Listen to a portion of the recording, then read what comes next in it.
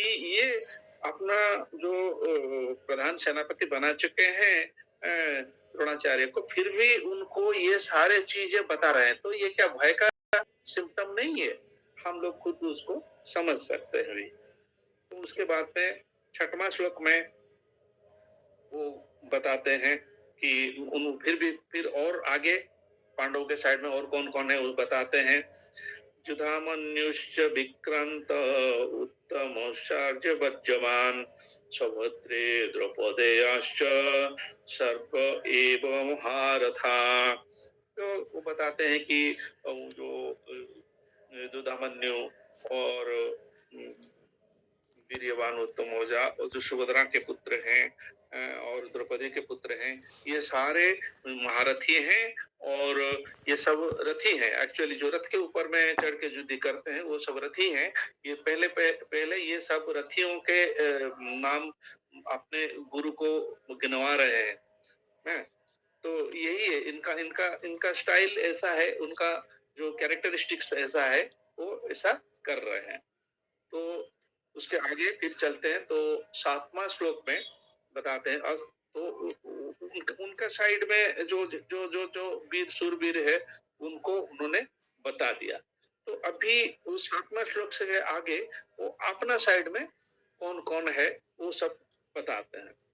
अस्माकं तु विशिष्टाजे तन्निबोधद्विजतमः नायक मम सैन्यस्य संगार्थतान् ब्रवीत् मे ते। मतलब ये बताते हैं कि हे द्विजतम मतलब जो द्रोणाचार्य थे वो तो ब्राह्मण थे, इनको द्विजोतम मतलब द्विजोतम बता बोल के वो संबोधन करके बता रहे हैं कि आपको जानना चाहिए कि निबोध मतलब है आपको जानना चाहिए कि मेरा साइड में जो जो सेनापतियां है जो विशेष के जो मतलब जो दक्ष हैं मतलब सैनिकों को चालन करने के हेतु बहुत दक्ष हैं और उनके साइड में भी वो बता रहे हैं। तो जो सेनापति इसमें ये क्लियर होता है कि दुर्योधन खुद को आप ये जो हस्तिनापुर का पूरा राजा मतलब उसका उसका ब्रेन वॉश हो करके जैसे मतलब वो पूरा ऑलरेडी राजा बन चुका था। तो ये अपना गुरु अपना जो पितामह है इनको उनके लिए उनका दिल में कितना सम्मान था या फिर क्या था ये अहंकार के वशत तो वो इसमें अच्छा लगता है। ये सब बता रहे हैं उनको। तो और 8वें में आगे चलते हैं तो वो बताते हैं कि भवान भीष्मश्च कर्णश्च कृपाश्च समितिञ्जयः अश्वत्थामा विकर्णश्च समदस्ति तथैव।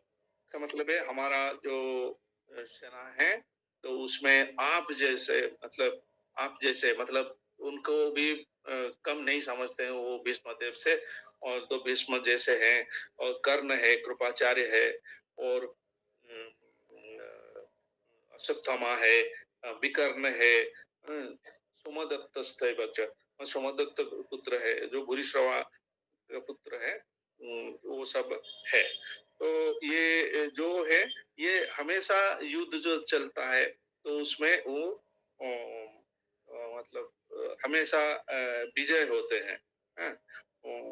तो उनका उनका उनका साइड में भी कुछ जो शूरवीर है वो किसी से भी कम नहीं है ये चीज भी वो यहाँ बता रहे हैं। तो इसका मतलब है जो विकर्ण है जैसे कि वो अपना साइड में जो है अश्वत्थामा जो है द्रोणाचार्य के पुत्र थे जो सोमदत्त थे वो एक्चुअली वाल्मीकि देश का राजकुमार थे और कर्ण को वो तो बहुत ही ऊंचे दर्जे से मैं देखते थे क्योंकि उनका शौर्यवीर जो है वो उनको पता है। तो और वो भी पांडव के साइड का जो भाई है अपना भाई है तो वो भी बताते हैं कि वो भी हमारा साइड में काम कर रहे हैं क्योंकि जो और तो अश्वत्थामा तो द्रोणाचार्य के पुत्र थे। तो ये सब चीज़ें वो अपने जो सेनापति द्रोणाचार्य थे उनको बताते हैं। और श्लोक नंबर 9 में फिर बताते हैं कि अन्ये च बहवः शूरा मदर्थे त्यक्तजीविताः नानाशस्त्रप्रहरणाः सर्वे युद्धविशारदः। मतलब ऐसे बहुत सारे वीर शूर हैं जो हमारे लिए जीवन देने के लिए प्रस्तुत है और वो लोग युद्ध विद्या जो है, जो साइंस ऑफ बैटल है, तो उसमें बहुत ही मतलब हायर हैं, अभिज्ञ हैं, उनको बहुत एक्सपीरियंस है और वो अपने अस्त्र शस्त्र से पूरा सज्जित हो करके हमारे लिए, मेरे लिए वो मतलब अभी जीवन देने के लिए तैयार हो करके रेडी हैं। तो इसको बताते उनको वो एक्चुअली इनडायरेक्टली वो अपना गुरु को मतलब एनकरेज कर रहे हैं। तो आप कॉम्प्लेक्सिटी को समझ लीजिए कि दुर्योधन इस इधर क्या-क्या मतलब बताते हैं और उसमें क्या-क्या ओपन होता है। जैसे कि अ, अ,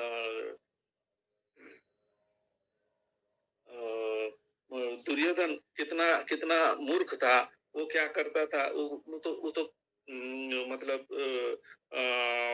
हम समझ सकते हैं कि ये जो जयद्रथ है, कृतवर्मा है, शल्य है, तो ये सारे जैसे कि जितना शूरवीर का उन्होंने बताया, तो वो पापाचारी जो है, वो तो दुर्योधन को खुद को पता है कि वो कौन-सी साइड में अधर्म के साइड में कैसे चल रहा है, हैं? तो वो सारे योद्धा जो है वो उनके जो शरीयता है, वो जो वीरता है, उसके ऊपर में आधार करके वो दुर्योधन खुद ये युद्ध जीतना चाहते हैं। तो ये बहुत इम्पोर्टेंट श्लोक है, 10वां श्लोक है। अपर्याप्तम तदस्माकं बलं भीष्माभिरक्षितं पर्याप्तं त्विदमेतत् सा बलं भीमाभिरक्षितं। तो ये जो श्लोक है, इसमें दुर्योधन क्या सोचते हैं कि इसमें एक तुलना करते हैं कि मेरा जो साइड में जो इतना एक्सपीरियंस सेनापति जो हैं भीष्मदेव हैं, तो उनको पहले से ही पता है कि भीष्मदेव का जो कैपेसिटी क्या है, उनको पता है। तो उनको उनसे उनको लगता था कि ये अजेय है, मतलब उनको कोई जो हरा नहीं सकता और उनको मतलब जो कैपेसिटी है वो परिमित है, मतलब अपर्याप्तम, मतलब वो बहुत ही पर्याप्त है किसी को भी हराने के लिए। तो उनका जो वीरता है, उनके ऊपर में वो बहुत ही मतलब मतलब खुद को सुरक्षित महसूस करते थे। हाँ, वो तो उनका तो वो उनका जो वीरता है वो पता पर्याप्त है। मतलब वो मतलब ये सीमा नहीं है, तो वो किसी भी उनको अगेंस्ट में आए तो उनको हरा सकते हैं। हुँ, लेकिन पांडवों के साइड में जो बात करते हैं, तो सेम चीज़ जो पांडवों के साइड में वो बोलते हैं कि क्या है कि उनका जो सेनापतियाँ हैं, वो क्या है, वो भीम के द्वारा सुसज्जित, सुरक्षित है। तो और भीष्म के सा भीष्मदेव ने भीम जैसा मतलब उनको क्या समझे, तो वो पर्याप्त है। मतलब वो बता रहे हैं कि इनका जो अ, साइड में जो कैपेसिटी है, भीष्म का जो क्षमता है, तो वो कितना कम है भीष्म के सामने, उसको वो चीज़ ये डिस्क्राइब कर रहे हैं अपना गुरु के सामने, जो द्रोणाचार्य के सामने वो बताते हैं। क्योंकि उनको भी भीम के तरफ भी थोड़ा भय था उनके दिमाग में कि अगर अ, वो मतलब वो भीम भीम को तो हमेशा वो हम लोग सुने हैं, उनका स्टोरी सुने हैं कि कैसे-कैसे विष दिए थे, क्या किए थे। हाँ, तो उनका प्रति हमेशा वो वायलेंस मतलब हिंसा आचरण करते थे। लेकिन उनको उसके आगे पता था अगर कभी भी उसका मृत्यु होगा तो भीम उनका कारण बन सकता है। हैं? तो लेकिन इधर कॉम्प्लेक्सिटी देखिए कि उनको लगता था कि भीम का कैपेसिटी हमारा जो भीष्म पितामह है उनके सामने में क्या है? वो तो हमारे साइड में है। तो ये भीम कैसे जीतेगा? उनका संदेह था। तो इसीलिए अपना जो विजय है, उसका उनको लग रहा था कि मैं ही निश्चित विजय हासिल करूँगा। तो ये जो युद्ध चल रहा है, यदि वो ऑलरेडी एक सिद्धांत में पहुँच चुका था, नहीं तो ये इतना आगे जैसे कि युद्ध के बिना एक सुई की भांति मैं जमीन भी देने के लिए तैयार नहीं हूँ। मतलब इनडायरेक्टली यही हुआ ना, आप अगर कुछ लेना चाहते हो तो युद्ध करो और युद्ध के ऊपर में दुर्योधन का पूरा भरोसा था कि वो युद्ध में निश्चित रूप से वो विजय प्राप्त करेगा। और 11वां श्लोक जो है, ये एक्चुअली ये जो 11वां श्लोक तक तो ये मेनली दुर्योधन का जो भय है वो बताया गया है। तो 11वां को पढ़ते हैं। अयनेषु च सर्वेषु यथा भागमपस्थिताः भीष्ममेवाभिरक्ष्यन्तु भवन्तः सर्व एव हि। हाँ, तो तो इसीलिए वो भीष्म देव को मतलब प्रतिद्वंदी जैसा सोचते थे, इसीलिए वो भीष्म को मतलब हेल्प करने के लिए, उनको प्रोटेक्ट करने के लिए सबको आगाह कराते हैं कि आप सब लोग पूर्ण प्राण से भीष्म देव को उनको मतलब उनकी सुरक्षा में लगे रहे। कहीं एक साइड में वो युद्ध कर रहे हैं तो दूसरा साइड से कहीं कहीं उनको ऊपर अटैक ना हो जाए, तो वो चारों तरफ से उनको ही आप मतलब मेनली प्रोटेक्शन दे। फिर भी उनका मन में ये था कि भीष्मदेव का इतना कैपेसिटी में अगर उनका भरोसा था, तो फिर वो क्यों दूसरों को उनके सुरक्षा हेतु मतलब आगाह कर रहे थे? क्योंकि उनको भी पता था कि ये बूढ़े हो चुके हैं। उनका शौर्य वीर के ऊपर में उनका भी संदेह थोड़ा आ चुका था। इसीलिए तो वो दूसरों को बताते हैं कि आप लोग उनको प्रोटेक्ट कीजिए। तो इसीलिए दुर्योधन को पता था कि ये जो विजय है वो भीष्मदेव के ऊपर में तो निर्भर है, फिर भी वो बूढ़े हो चुके हैं, तो इसीलिए उनका भी प्रोटेक्शन जरूरी है। हैं? क्यों? और भीष्मदेव के जो हस्तिनापुर के प्रति जो उनका जो कर्तव्य का पालन करने हेतु जो प्रतिज्ञा किए थे, उसको वो चीज उनको पूरा पता है। क्योंकि जब द्रौपदी को उल्लंघन किया गया था भरी सभा में, तो उस टाइम तो वो भी चुप बैठे थे। तो उसी चीज को वो याद करके वो बताते हैं कि नहीं नहीं, ये भीष्मदेव हमको ही हमारे साइड पे उनके कोई संदेह नहीं है, वो मतलब युद्ध करेंगे, हमारे लिए ही युद्ध करेंगे और हमको जिताएंगे। ऐसा कुछ नहीं है कि वो पांडुपुत्र के साइड में वो जाएंगे। फिर भी ये चीज भी मतलब पता था कि जैसे कि ये द्रौपदी के वस्त्र हरण के टाइम में जैसे बिहेव किए थे, तो उस टाइम उधर भी मतलब द्रोणाचार्य थे, भीष्म द्रोण दोनों थे, तो पांडव के प्रति कुछ सहायता का हाथ नहीं बढ़ाए, तो उस टाइम वो साइलेंट बैठे थे। तो वैसे ही वो माइलेज जो था उसको भी वहां से लेने की कोशिश कर रहा है। तो आज यहीं पे थोड़ा विराम देने की, क्योंकि हम लोग समय के पाबंदी में चलना है। तो अगर कोई कुछ बताना चाहे अपना रियलाइजेशन या फिर कुछ क्वेश्चन वगैरह, वो कुछ रख सकते हैं। हरे कृष्णा प्रभु जी, धन्यवाद प्रणाम to all devotees. Thank you Prabhu ji for taking this class. फिर से जो कल हुआ था तो आज जितना बार भी सुनते हैं तो कुछ ना कुछ नया चीज मिल ही जाता है, और फिर बहुत सारा पॉइंट्स जो था तो बहुत सारा नया चीज आया और सीखने के लिए मिला। फिर से और ज्यादा क्लियर हुआ, मतलब जो 1 से लेकर के 10-11 श्लोक तक अभी कवर हुआ। फर्स्ट में अंजय और संजय जो धृतराज से बातचीत है उनका, और 2 से 11 में जो फियर ऑफ दुर्योधन था या जो डिप्लोमेसी का बात किया। So thank you Prabhu ji for taking wonderful class. It is quite clear right now और फिर टाइम से खत्म किया, तो थैंक यू सो मच प्रभु जी। हरे कृष्णा, धन्यवाद, प्रणाम। Thank you. हरे कृष्णा, धन्यवाद।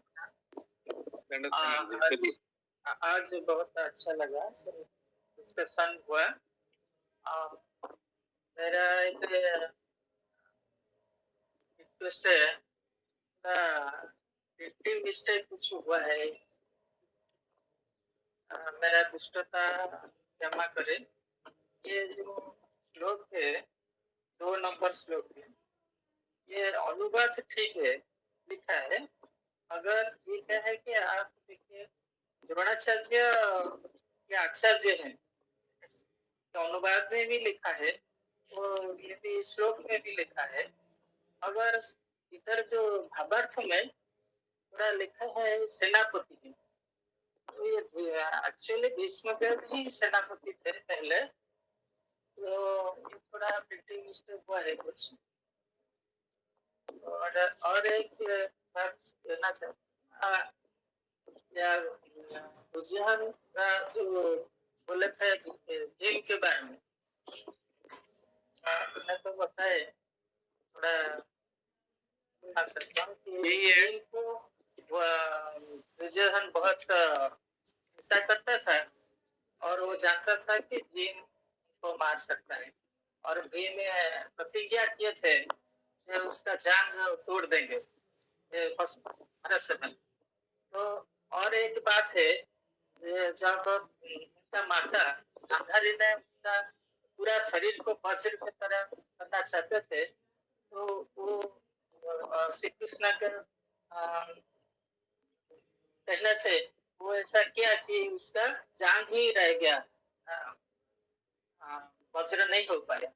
तो उसका मन में ये था कि प्रतिज्ञा किया था जांग में तोड़ने के लिए, और भीम ऐसा बलशाली है, भीम जैसे तो कोई नहीं इसका कुछ कर नहीं सकता था। मगर भीम का जो प्रतिज्ञा था उनका मन में था, वो भीम के बारे में बोला, क्योंकि भीम से भी बड़ा बड़ा युद्ध थे। और मैं बोलना चाहता हूँ इस श्लोक में जो द्रौपदी के बारे में लिखा है, तो ये जो उनका था जो दुष्टता ये करना चाहते थे, ये नहीं कर पाए क्योंकि छोटी वस्त्र दे दिए श्री कृष्ण ने, तो वो नहीं हुआ था, वो करने के लिए चेष्टा हुआ था। ये मत बताना दुष्टता होगा तो। Thank you.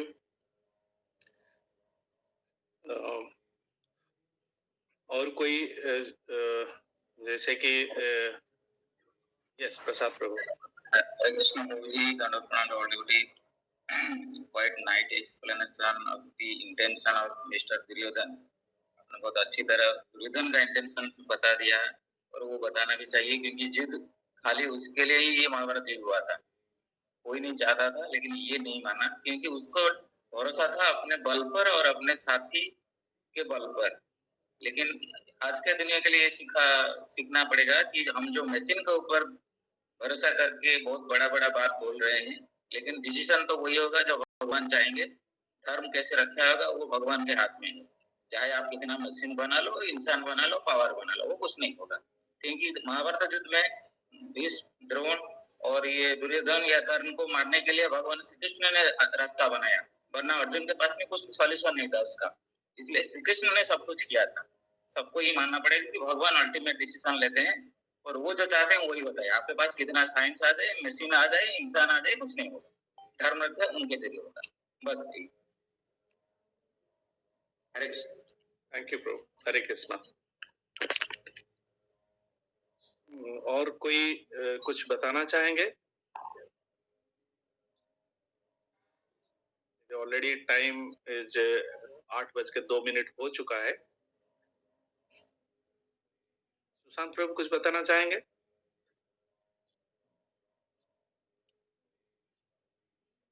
ठीक है, आज की कथा को यहीं पे विराम देते हैं। हरे कृष्णा।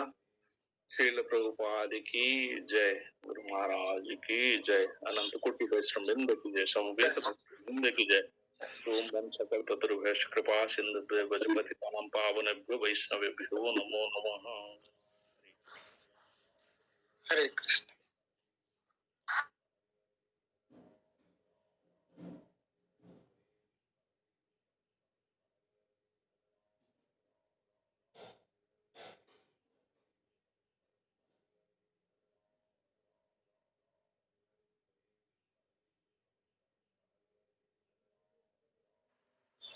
हरे कृष्ण प्रभु जी, कौन कुल ना सुशांत प्रभु,